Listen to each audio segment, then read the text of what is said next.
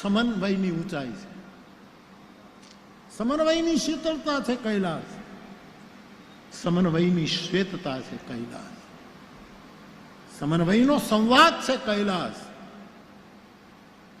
સમન્વયના દેવતા જેમ દરેક વૃક્ષના દેવતા હોય એમ શબ્દના પણ દેવતા હોય, એનો છંદ હોય. આ બધું આપણે ત્યાં વૈદિક પરંપરાનો વિસ્તાર છે. સમન્વયના દેવતાનું નામ છે ભગવાન શંકર.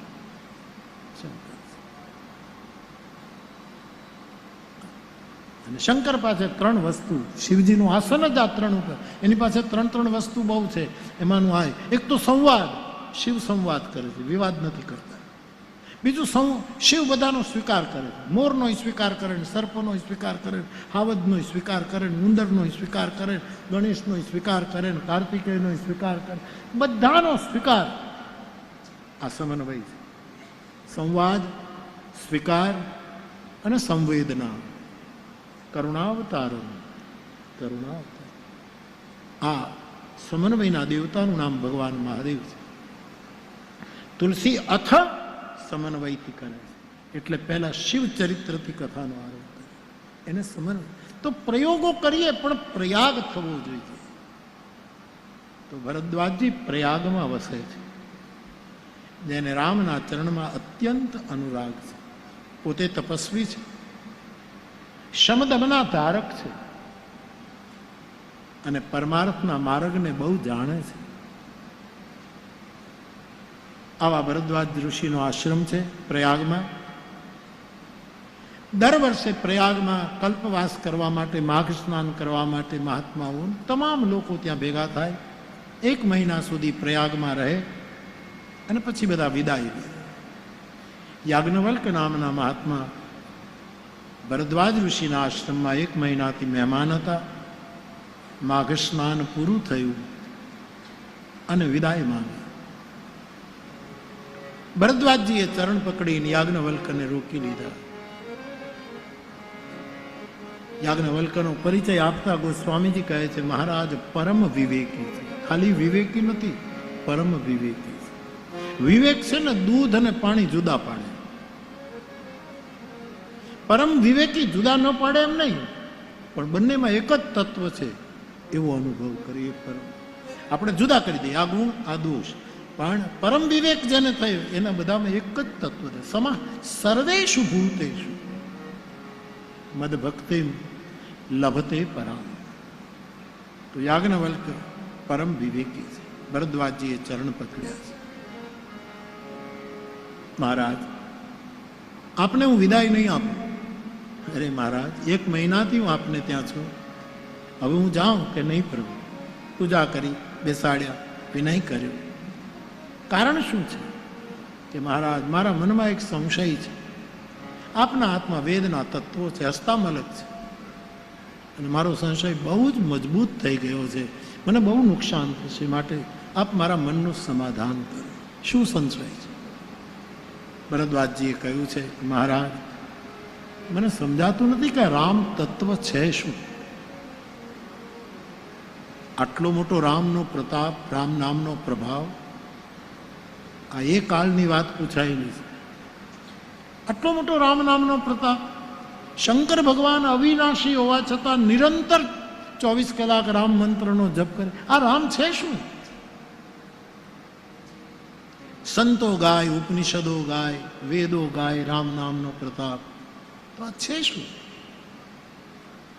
હા મહારાજ, એક રામના વિશે હું જાણું છું કે દશરથજીના પુત્ર હતા અને 4 ભાઈઓ હતા. જનકપુરમાં લગ્ન થયા, પિતાના વચન માટે એમને વનમાં જવું પડ્યું. સીતાજીનું કોઈ અપહરણ કરી ગયું, ભગવાનને રોષ આવ્યો, રાવણને મારીને સીતાને પાછા લાવ્યા. આ રામને મને ખબર છે, આ રામને વિશે હું જાણું છું. પરંતુ શિવ જેના નામનો જપ કરે, ઉપનિષદો જે મહામંત્રનો ઉચ્ચાર કરે, સંતો જે નામનો મહિમા ગાય, એ રામ કોણ છે?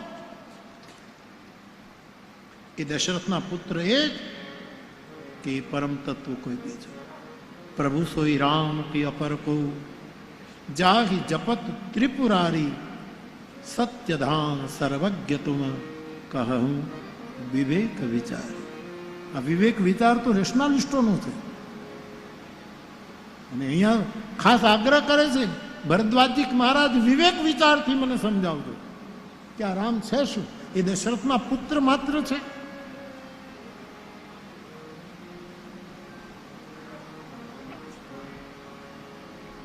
મને એ તમે નક્કી કરી દો મહારાજ કે આ રામ તત્વ શું છે. રામ વિશે, રામ તત્વ વિશે જિજ્ઞાસા કરી યાજ્ઞવલ્ક બહુ જ પ્રસન્ન થયા. તુલસીદાસજી લખે છે કે યાજ્ઞવલ્કજીના ચહેરા ઉપર હાસ્ય આવ્યું, મુસ્કુરાહટ આવી. તુલસીની ચોપાઈ જાગવાનિક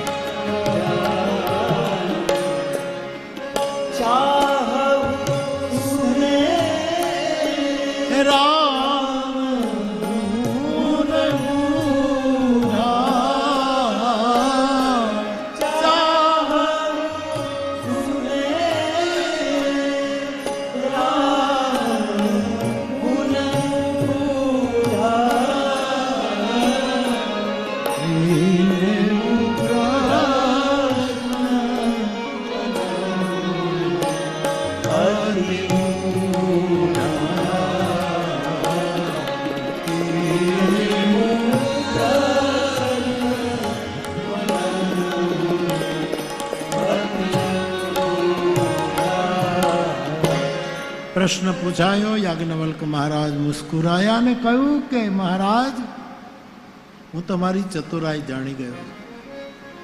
મન વચન કર્મથી તમે પ્રભુના સેવક છો. તમે રામના ગૂઢ રહસ્યો જાણવા માંગો છો એટલે મૂઢની જેમ પ્રશ્ન કરી.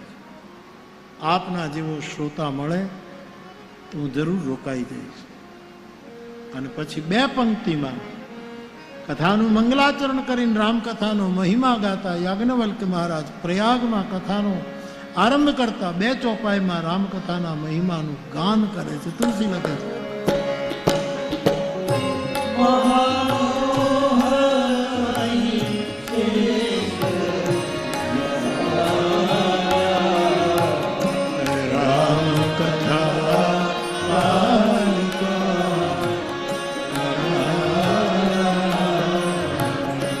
રામ કથા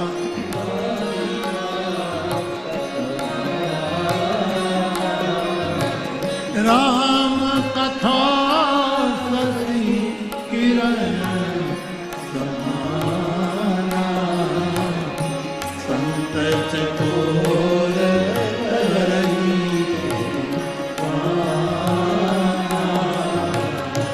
રામ કથા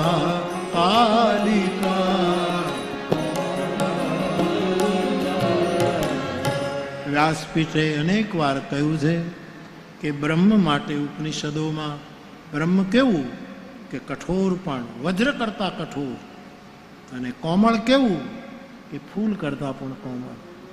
જો બ્રહ્મને આ વસ્તુ લાગી પડતી હોય તો બ્રહ્મની કથા માટે પણ રામકથા કેવી? રામ બ્રહ્મ છે તો રામકથા કાલિકા છે, કઠોર છે. મોહરૂપી મહિષાસુરને, મહામોહને મારવામાં એ કાલિકાની જેમ કઠોર બને છે.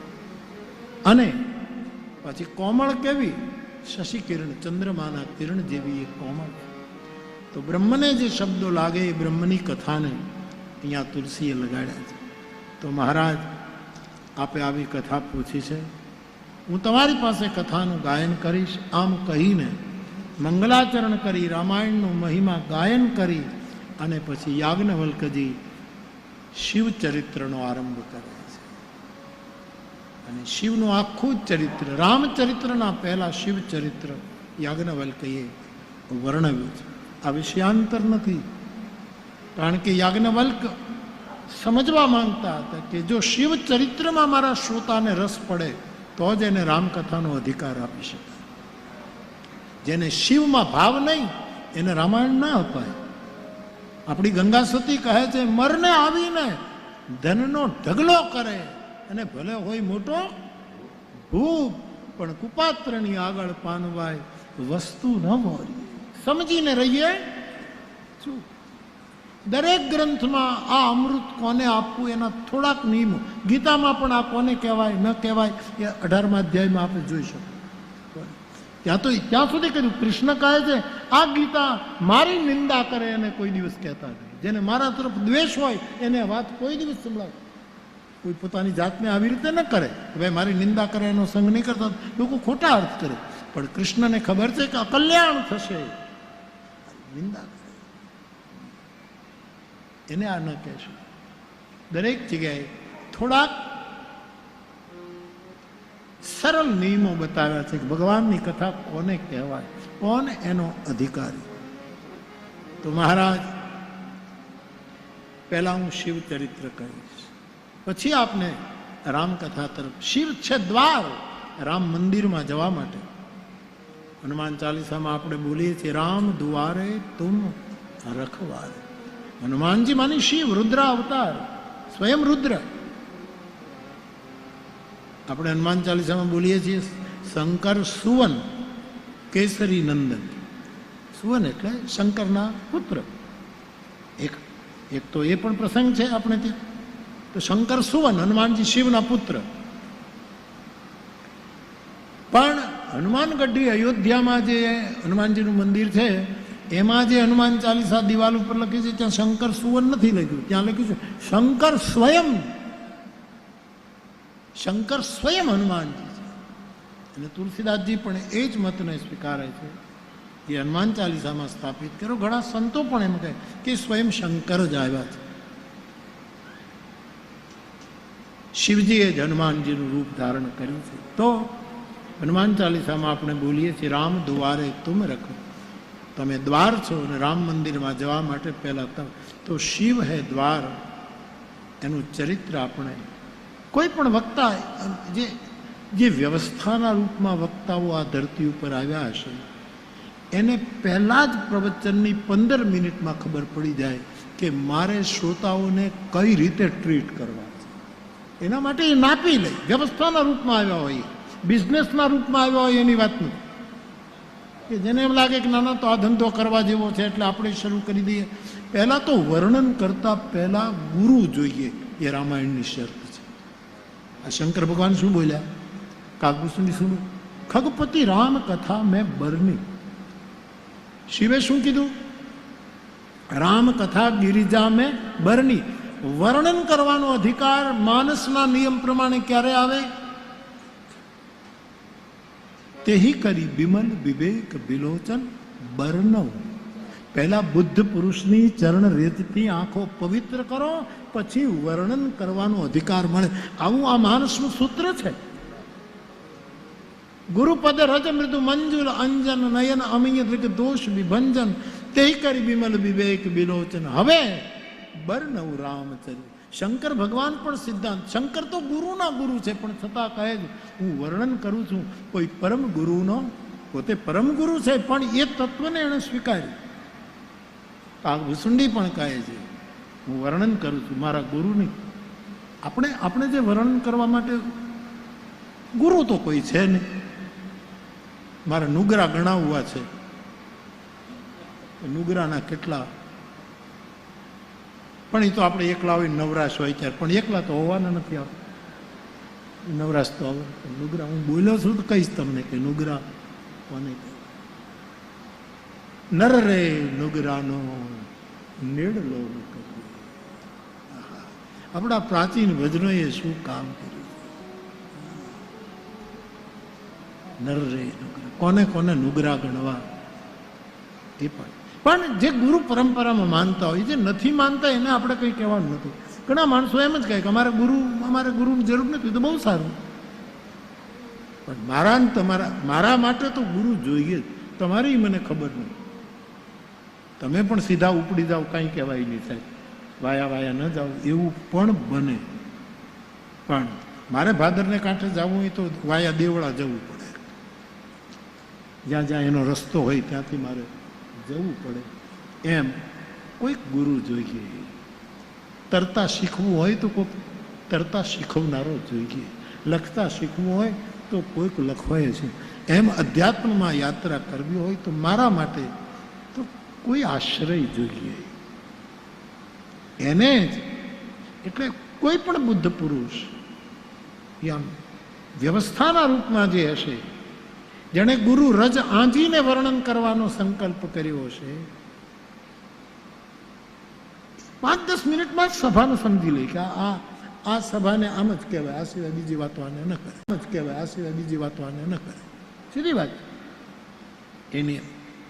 એટલે શિવચરિત્ર પૂરું કરશે ત્યારે યાજ્ઞવલ્ક કહેશે કે મહારાજ આપે મને રામચરિત્ર પૂછ્યું પણ મેં શિવચરિત્ર વચ્ચે કહી દઉં. આપણે એમ તો નથી થયું ને કે વક્તાએ વિષય છોડી દીધો? નહીં, પણ મારે જાણવું હતું, તમારો મર્મ જાણવો હતો કે તમને શિવચરિત્રમાં રસ જાગે તો જ તમને રામ રસ તરફ હું લઈ જઈ શકું. આ કસોટી હતી.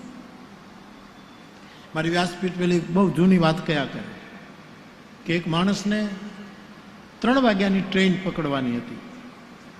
બહુ અગત્યનું કામ હતું, જ્યાં જવું હતું ત્યાં એને 3 વાગે ટ્રેન મળે.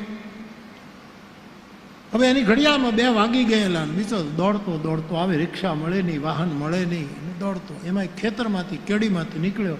એક ટેકરા ઉપર એક ગોવાળિયો ઘેટા બકરા ચારતો હતો. એ લાકડીને ટેકો અહીંયા રાખી અને કાન ઉપર હાથ રાખીને દુહા ફેંકતો હતો.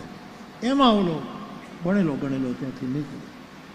તરવેણીને તીર, અમે હાગવ નહીં, હરજા નહીં, આવતડો આહીર, દાંતણ કરવા દેવરો, દીકરીઓ દેવાય પણ વહુવારું દેવાય નહીં.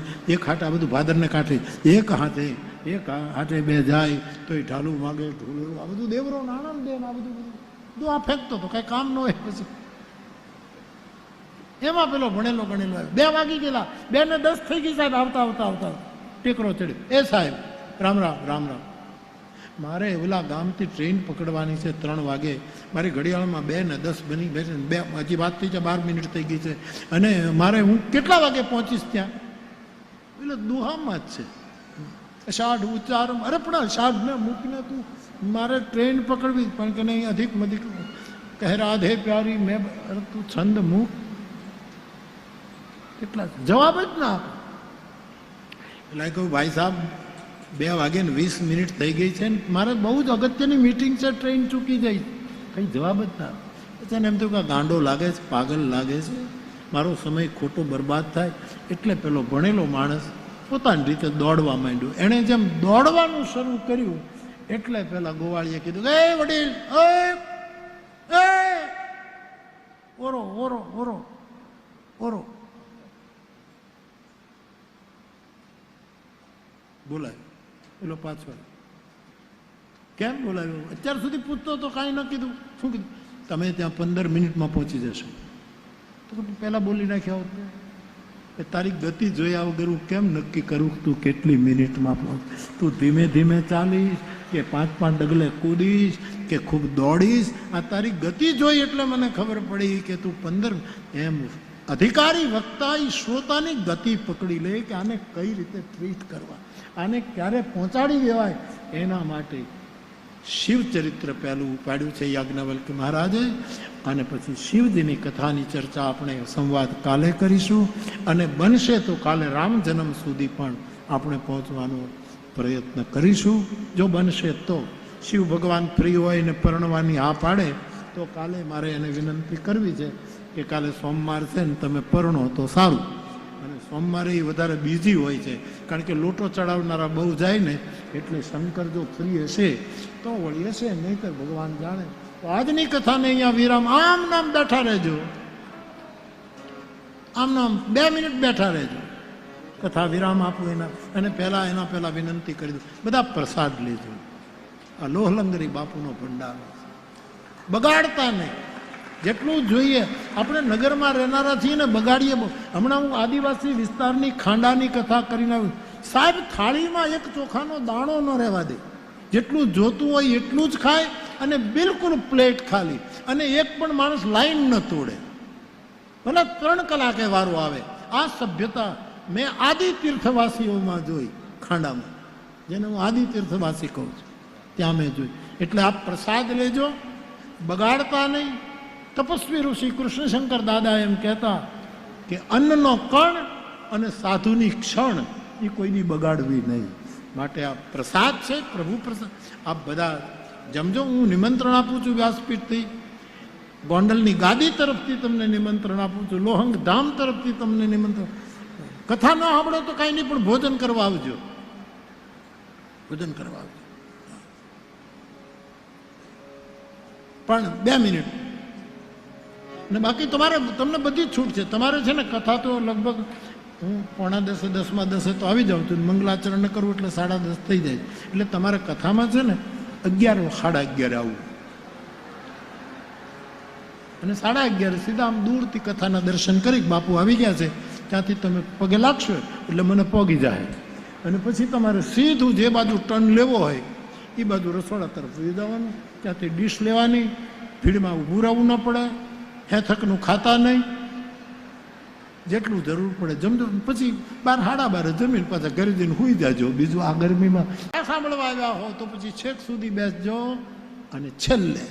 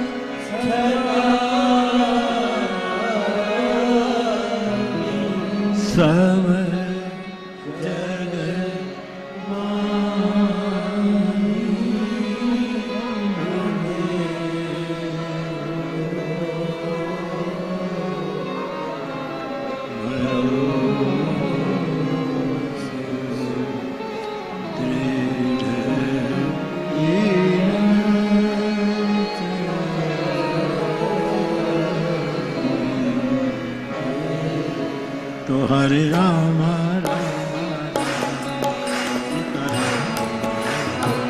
હરિ બોલ. 2 મિનિટ.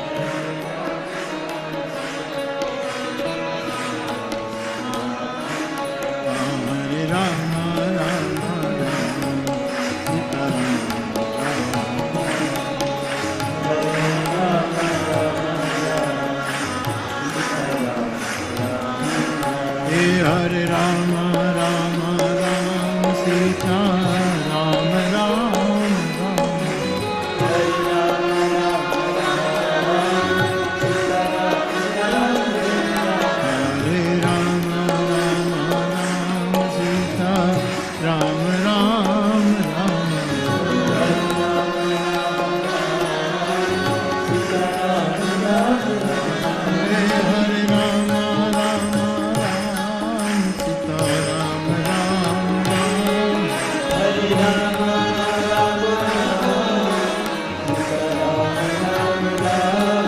હરે રામ રામ રામ રામ હરે રામ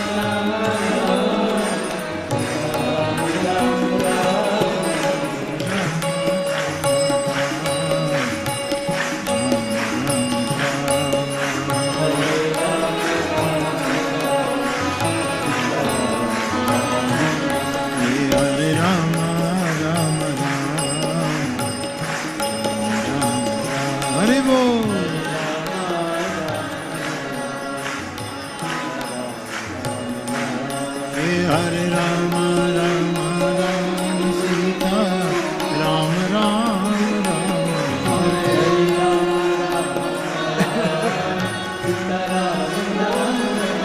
हे हरे राम राम राम सीता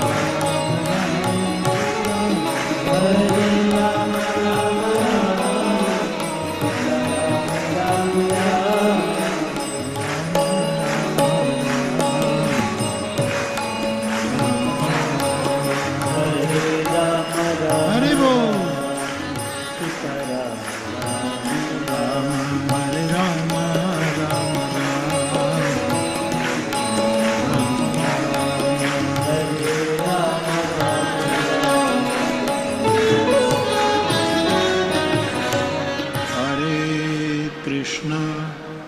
हरे कृष्ण कृष्ण कृष्ण हरे हरे हरे राम राम राम हरे हरे हरे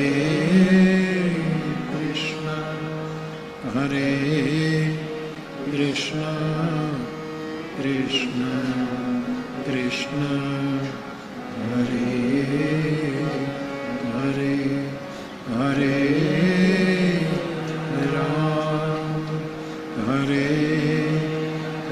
राम राम हरे हरे हरे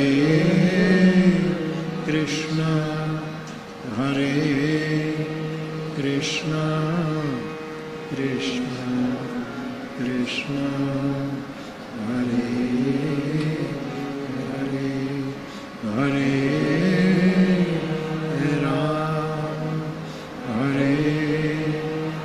राम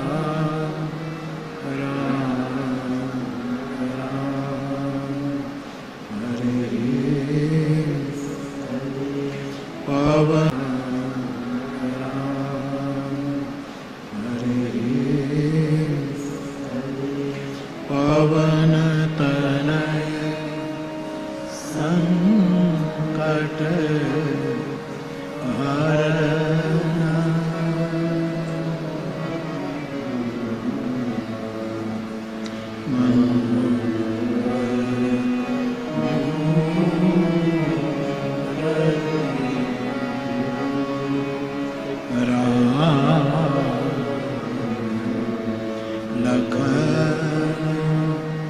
सीता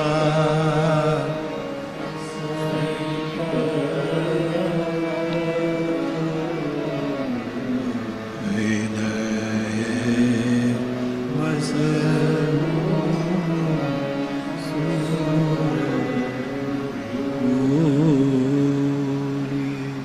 हनुमान जी महाराज